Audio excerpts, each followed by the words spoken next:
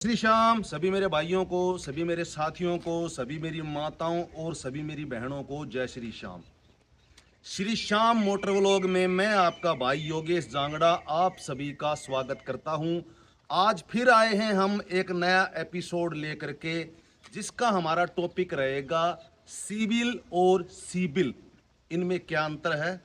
उससे पहले मेरे सभी भाइयों को मैं एक बात और बताना चाहता हूं कि आजकल हमारे जो नए भाई, नए हमारे साथी नई गाड़ी लेकर के आते हैं, उसमें एक परेशानी और कर देते हैं जिससे कि गाड़ी में जंग लग सकता है। अभी आपको दिखाता हूं, आ जाओ।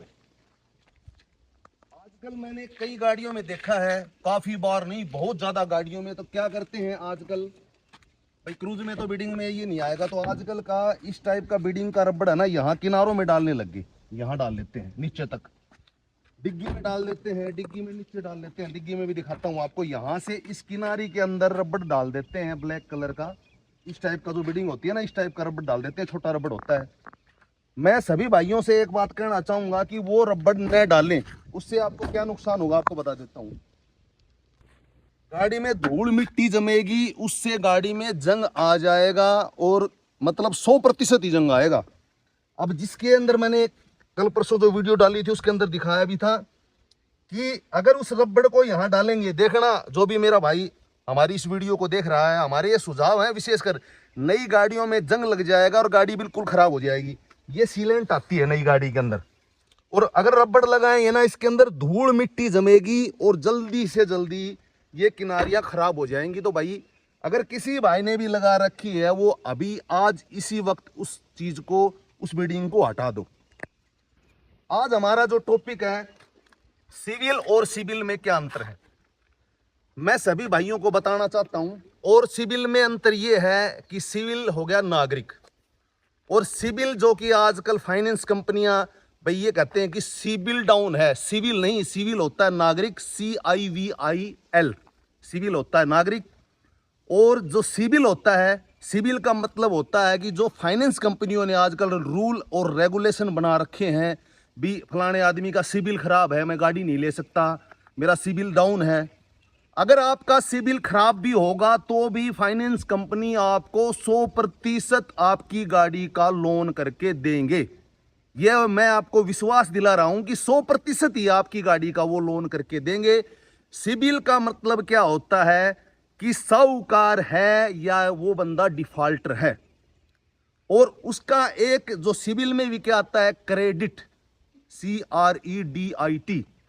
क्रेडिट का क्या मतलब होता है, लेन देन, लेखा जोखा। और सिबिल क्रेडिट से ही संबंधित है, मैं आप सभी को बताना चाहूंगा। तो ज्यादा पैनिक होने की, परेशान होने की जरूरत नहीं है। आपकी गाड़ी का लोन 100% ही फाइनेंस कंपनी करके देंगी। क्यों करके देंगी, मैं आपको कारण बताना चाहूंगा। आदमी की परेशानी हो जाती है, जब हम नई गाड़ी लेकर के आते हैं तो हमारा विश्वास अलग तरह का होता है। हम जो सुझाव और विचार लेकर के चलते हैं कि हम गाड़ी की टाइम टू टाइम EMI भरेंगे, कोई भी कारण हो सकता है, आदमी डिफॉल्टर हो जाता है, टाइमली किस्तों को नहीं भर पाता है और गाड़ियों की किस्तें ड्यू हो जाती हैं, और फाइनेंस कंपनी क्या करती हैं, उसका सिबिल डाउन कर देती हैं। आपको एक कारण और बताना चाहता हूं कि आप जो बीच में ब्रोकर बैठते हैं, जिनके पास से आप नई गाड़ियां लेकर के आते हैं, उनके पास आप बिल्कुल भी मत जाओ। मैंने पहले वीडियो में भी आपको बताया है कि उनके पास आपको बिल्कुल भी नहीं जाना है। अगर आपका सिबिल भी डाउन है और कोई गाड़ी पहले भी डिफॉल्टर आपसे हो चुकी है, आप सीधा फाइनेंस कंपनी में जा करके उसका सेटलमेंट करो, और मैं आपको विश्वास दिला रहा हूं उस गाड़ी का आपका सेटलमेंट हो जाएगा, अगर आप दिल से फाइनेंस कंपनी में जाना चाहोगे तो। अगर आप ब्रोकरों के पास में जाओगे, जैसे नई गाड़ी लेने के लिए ब्रोकरों के पास जाते हैं, वो भी बिल्कुल नहीं जाना है। जैसे मैंने पिछली वीडियो में आपको बताया, आपको सीधा ही नई गाड़ी लेनी है तो शोरूम के ऊपर जाओ, सारी बातें जो मैंने पिछली वीडियो में आप सभी को बताई थी। और अगर आपको लोन करवाना है तो आपको फाइनेंस कंपनी के पास जाना पड़ेगा। गूगल बाबा से आप सर्च मार लेना, पूरे जितने भी फाइनेंस कंपनी वाले हैं और जिस स्टेट में आप रहते हो, गूगल बाबा से नंबर प्राप्त करके उनसे आप जानकारी लेना और विजिट भी कर सकते हो। क्या करेंगे फाइनेंस कंपनी वाले, आपको बता देता हूं। अगर गाड़ी आपने डिफॉल्टर कर रखी है और टाइम टू टाइम आपकी गाड़ियों की किस्त नहीं जा रही है, एक गाड़ी हो, दो गाड़ी हो, जैसी भी हो, अगर उस गाड़ी की टाइमली किस्त नहीं जा रही है और वो पोस्टपोन हो रही है, डिले हो रही हैं वो किस्तें, तो आपको सीधा फाइनेंस कंपनी के पास जाना है। वो क्या करेंगे, वो गाड़ी भी प्रेजेंट टाइम में मान लो आपके पास है वो गाड़ी, और उस गाड़ी की शुरू में टाइमली किस्तें जा रही थी, भाई इंसान को कोई भी परेशानी हो सकती है बाद में, भाई शुरू में गाड़ियों की 2 4 5 किस्तें टाइमली गई हों, बाद में डिफॉल्टर हो गया हो, तो उसके लिए आपको क्या करना पड़ेगा, जैसे गाड़ी की क्या होगा, उसमें कुछ परेशान और पैनिक होने की ज़रूरत नहीं है। वो क्या काम करेंगे, जैसे आपका सिबिल अच्छा था शुरू में और बाद में सिबिल डाउन हो चुका, आपका खराब हो चुका है, तो उसमें मैं आपको एक कारण और बताना चाहूँगा। शुरू में जैसे आपका सिबिल अच्छा था, भाई 300 से लेकर के 900 के बीच में सिबिल स्कोर होता है जो आजकल फाइनेंस कंपनियां रखती हैं, तो आपको क्या करना पड़ेगा, आप शुरू में जैसे आपकी गाड़ी का सिबिल अच्छा था, भाई 850 था, 900 था, 800 था, और फाइनेंस कंपनी ने आपका लोन कर दिया 90%, तो अब वो क्या करेंगे, आपकी गाड़ी का 70% लोन कर देंगे या 65% लोन कर देंगे, बाकी आपका लोन जरूर हो जाएगा। ये बातें मैं आपको विश्वास के साथ कह रहा हूं। और जो ब्रोकरों के पास जाएंगे आप, जैसे एक एक दो दो कहीं ने भी ऑफिस खोल रखा है, कोई भी जगह हरियाणा में या कोई भी जिले में लगा लो या भारतवर्ष में कहीं भी, तो आपको ये काम बिल्कुल भी नहीं करना है और आपको इस बात के लिए कोई परेशानी नहीं होगी।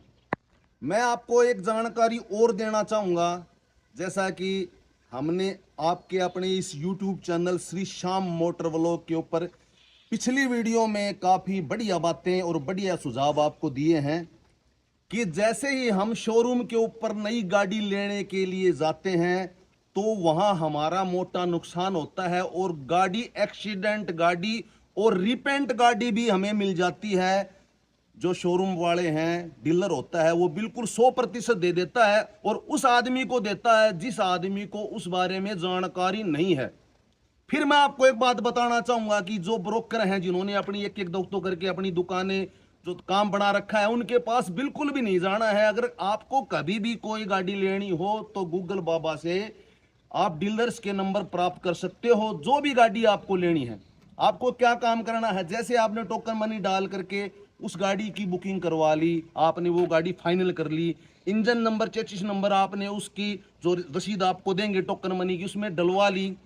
अगर 2 या 3 दिन के बाद में आपको गाड़ी लेने के लिए जाना है तो आपको खुले मौसम में दिन के टाइम में ही वो गाड़ी लेने के लिए बिल्कुल ही जाना है।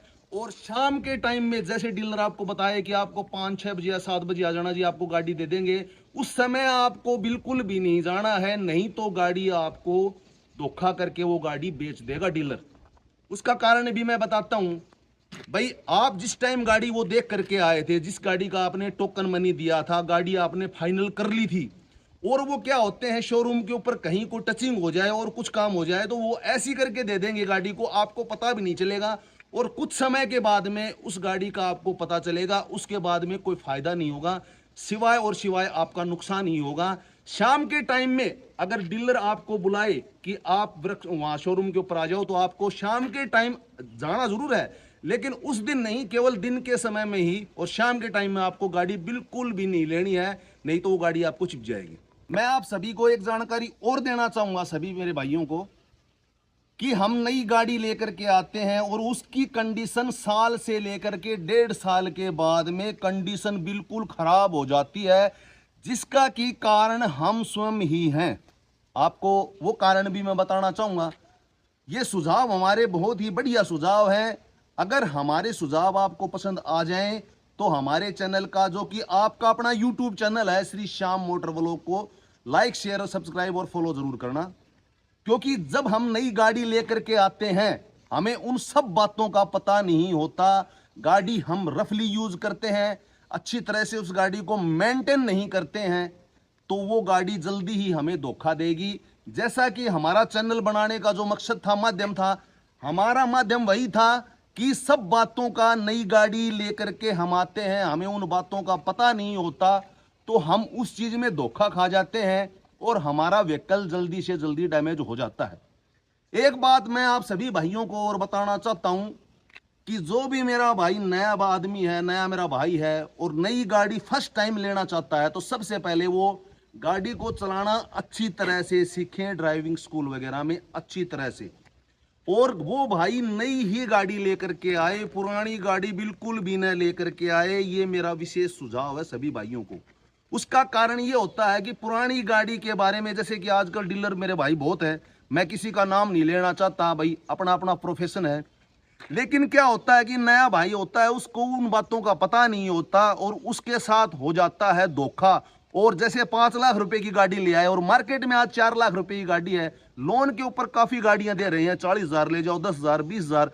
जो भी मेरा भाई गाड़ी लेकर के आए, सोच समझ के अच्छी तरह से देख करके ही गाड़ी लेके आए, अगर आप पुरानी गाड़ी लेकर के आते हो तो। और मैं सभी भाइयों को एक सुझाव देना चाहता हूं कि जो भी मेरा नया भाई है, अगर गाड़ी लेना चाहता है तो वो हमेशा ही नई गाड़ी लेकर के आए। ये मेरा आप सभी भाइयों से निवेदन है और मेरा सुझाव भी है। तो आज की वीडियो में बस इतना ही है और कल मिलते हैं एक नई टिप के साथ, नए सुझाव के साथ। कि मेरे सरकारी जो कर्मचारी भाई हैं, मेरा एक भाई का फ़ोन भी आया था, कल भी आया था, मेरा फौजी भाई हैं 2-3, अपने को बहुत अच्छी तरह से सपोर्ट कर रहे हैं, चैनल को भी। वो ये पूछना चाहते थे कि भाई साहब हमें गाड़ी लेनी है, फाइनेंस करवानी है, तो हमें उन बारे में बातें बताओ। तो कल का जो टॉपिक होगा, जो कल का एपिसोड होगा, तो स्पेशल इसी बारे में आपको बातें बताई जाएंगी कि आपको लोन कहाँ से लेना चाहिए और कैसे लेना चाहिए, गाड़ी को कहाँ से फाइनेंस करवाना चाहिए। तो मिलते हैं अगली वीडियो में, तब तक के लिए जय श्री श्याम।